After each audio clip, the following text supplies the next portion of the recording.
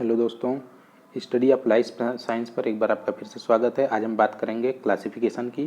तो देखते हैं क्लासिफिकेशन क्या होता है। तो classification is an arrangement of organism into groups on the basis of similarity. यानी कि ऑर्गेनिज्म में जो सिमिलरिटी होती है उनके आधार पर हमको अरेंजमेंट करते हैं अलग अलग क्लास में, वर्ग में और फैमिली में, तो उसको बोला जाता है क्लासिफिकेशन। दोस्तों, क्लासिफिकेशन के कई टाइप्स दिए गए हैं और इन सभी को अलग अलग मेथड के द्वारा किया जाता है।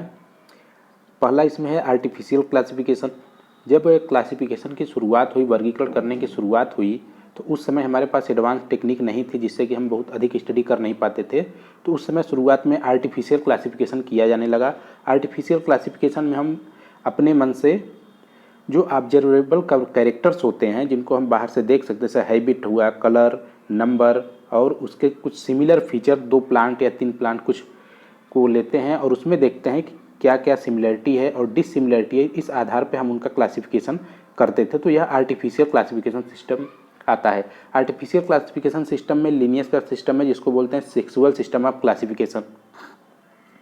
जो आर्टिफिशियल क्लासिफिकेशन सिस्टम को है, इसको हम सेक्सुअल सिस्टम भी कहते हैं। यह सिस्टम लीनियस ने दिया था। लीनियस ने अपना क्लासिफिकेशन मोस्टली स्टामिन के आधार पर किया था, जिसमें इन्होंने 24 भागों में डिवाइड किया था प्लांट किंगडम को फ्लावर के आधार पर। आगे देखते हैं।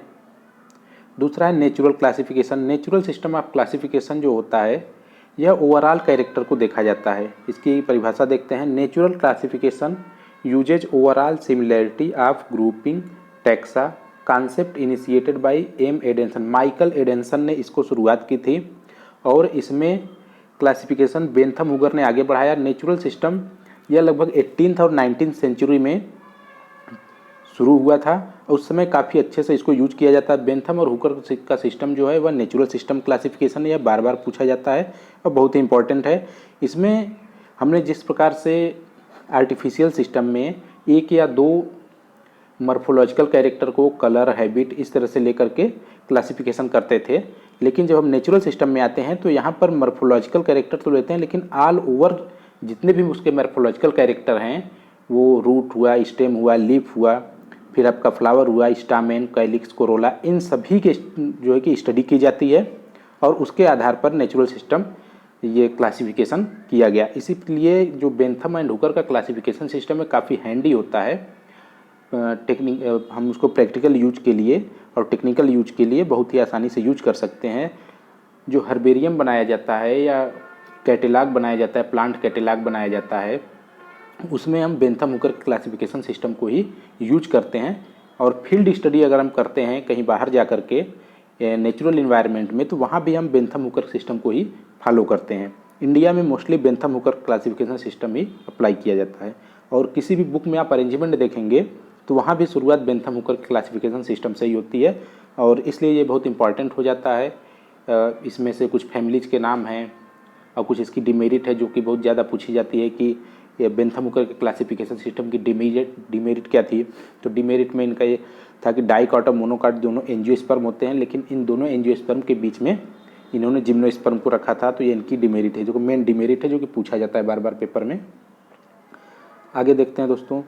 अगला क्लासिफिकेशन सिस्टम है phonetic classification. Phonetic classification system mostly physical attributes को बिलोंग करता है। यहाँ पर हम किसी भी प्लांट की मॉर्फोलॉजी, एनाटॉमी, एम्ब्रियोलॉजी, फाइटोकेमिस्ट्री और उसके अल्ट्रा स्ट्रक्चर, इन सभी चीज़ों को स्टडी करते हैं। इसको स्ट्रांगली सपोर्ट किया था स्मिथ और सोकल ने 1973।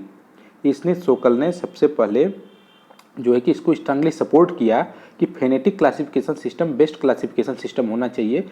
किसी भी प्लांट के लिए केवल मॉर्फोलॉजी ही नहीं, उसकी एनाटॉमी, एम्ब्रियोलॉजी और फाइटोकेमिस्ट्री यानी कि उसके केमिकल, इस समय ये स्टडी हम कीमोटैक्सोनॉमी में फाइटोकेमिस्ट्री की स्टडी करते हैं, और पैलिनोलॉजी है तो उसका भी यूज इस समय क्लासिफिकेशन के लिए किया जाता है।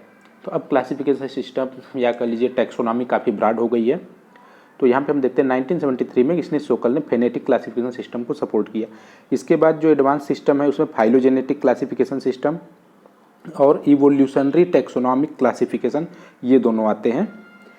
तो फाइलोजेनेटिक क्लासिफिकेशन सिस्टम में यह इवोल्यूशनरी बेस्ड होता है। यानी किसी भी प्लांट के इवोल्यूशन क्या है, किस प्रकार से उसकी ओरिजिन हुई और किस प्रकार से इसका डिस्पर्सल हुआ, इन सब के आधार पर फाइलोजेनेटिक क्लासिफिकेशन किया जाता है। फाइलोजेनेटिक क्लासिफिकेशन सिस्टम के लिए हम किसी भी प्लांट का स्टडी जब करते हैं तो उसका एक फाइलोग्राम बनाते हैं या फाइलोजेनेटिक ट्री बनाते हैं। उस ट्री के आधार पर उसकी सिमिलरिटी डिससिमिलरिटी एक या दूसरे स्पीसीज से किस प्रकार है उसकी स्टडी करके उसे अलग अलग ग्रुप में अरेंज करते हैं, तो वहाँ पे फाइलोजेनेटिक सिस्टम होता है। अगला है evolutionary taxonomic classification. Evolutionary taxonomic classification या फाइलोजेनेटिक्स थोड़ा सा डिफरेंस होता है, क्योंकि यहाँ पर आप देखेंगे it differs from phylogenetic classification in that the gaps in the variation pattern of phylogenetic called phylogenetically adjacent groups are regarded as more important. यानी कि इसका मतलब हुआ कि जब किसी भी प्लांट के फाइलोग्राम में जब गैप आता है, यानी कि दो स्पीसीज एक दूसरे से अलग बिहेवियर शो करती हैं, यानी कि ऐसा लगता है कि एक ग्रुप दूसरी तरफ और दूसरे ग्रुप दूसरी तरफ दो अलग अलग ट्रेंड बनाते हैं, तो वहाँ पे जो गैप उनके बीच आता है यह इवोल्यूशन किस प्रकार से हुआ है इसकी स्टडी की जाती है और इस आधार पे दो ग्रुप को अलग अलग अरेंजमेंट किया जाता है, तो उसको कहते हैं इवोल्यूशनरी टैक्सोनॉमिक क्लासिफिकेशन। मेनली जो क्लासिफिकेशन होता है टैक्सोनॉमी में इन्हीं 5 तरीकों पे बेस्ड होता है, जो कि आजकल सबसे ज़्यादा जो यूज किया जाता है वह आपका फाइलोजेनेटिक क्लासिफिकेशन सिस्टम है। फाइलोजेनेटिक क्लासिफिकेशन सिस्टम में हचिंसन, डेलग्रेन और कार्ल ए प्रांटल ये सभी का क्लासिफिकेशन सिस्टम जो है, जो कि बार बार पूछा भी जाता है, तो ये फाइलोजेनेटिक क्लासिफिकेशन सिस्टम आता है। दोस्तों यहाँ पे आपसे ये पूछा जाता है, मोस्टली सबसे पहले आपसे पूछा जाएगा कि सेक्सुअल सिस्टम ऑफ क्लासिफिकेशन किसने दिया, तो यहाँ पे आप देख सकते हैं सेक्सुअल सिस्टम क्लासिफिकेशन लिनियस ने दिया। इन्होंने किस आधार पे क्लासिफिकेशन किया, तो इनका क्लासिफिकेशन करने का आधार था नंबर ऑफ स्टामिन। इस तरह से जैसे एक स्टामिन मोनेंड्रिया, 2 स्टामिन तो डाईएंड्रिया, ट्राईएंड्रिया, इस तरह से इन्होंने क्लासिफिकेशन किया और 24 क्लास बनाई। यह पूछा जाता है कितने क्लास बनाए, तो इन्होंने 24 क्लास बनाए थे लिनियस ने, और यह सिस्टम था सेक्सुअल सिस्टम ऑफ क्लासिफिकेशन।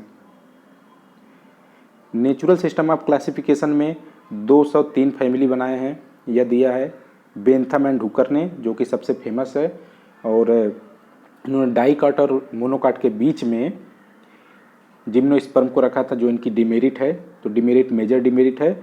और मेरिट की बात करेंगे तो इन्होंने डाइकाट को पहले रखा था, मोनोकाट के बाद में रखा था, जो कि इनकी मेरिट है, क्योंकि ऐसा माना जाता है कि मोनोकाट की उत्पत्ति डाइकाट से हुई है, यानी कि जो मोनोकाट है वो मोर एडवांस है डाइकाट से।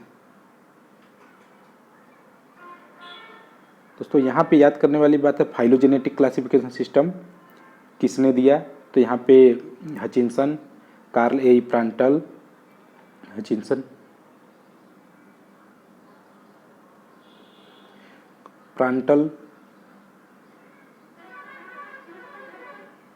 तो इनका जो क्लासिफिकेशन सिस्टम था यह आपका फाइलोजेनेटिक क्लासिफिकेशन सिस्टम था। तो पेपर में 2 ही चीज़ पूछी जाएगी कि निम्न में से कौन सा फाइलोजेनेटिक क्लासिफिकेशन सिस्टम है, या निम्न में से किसने फाइलोजेनेटिक क्लासिफिकेशन सिस्टम दिया, और पूछा जाएगा 1 नंबर में कभी कभी पूछा जाता है, आपसे पूछा जाएगा कि किसी एक नेचुरल क्लासिफिकेशन सिस्टम का नाम लिखिए, तो आप वहाँ लिखेंगे natural classification system of Bentham and Hooker.